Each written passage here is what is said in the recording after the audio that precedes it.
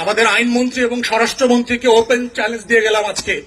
আমি আর শিশির বাংলাদেশ সরকারের যে কোনো মন্ত্রীকে অন রেকর্ড কনস্টিটিউশনাল ইস্যুতে চ্যালেঞ্জ করে গেলাম, যদি আমাদের থেকে চ্যালেঞ্জ করতে পারেন প্লিজ কাম অন ডেস্ক। আমি আর শিশির বাংলাদেশ সরকারকে চ্যালেঞ্জ করে গেলাম on constitution, please come to talk about the constitution and history. দেখি আপনারা পারেন কিনা, সাহস থাকলে আইসেন ডাকতে। আপনাদের কার কতটুকু কনস্টিটিউশনাল নলেজ আছে, কনস্টিটিউশনাল ডেপথ আছে, weed like to C it.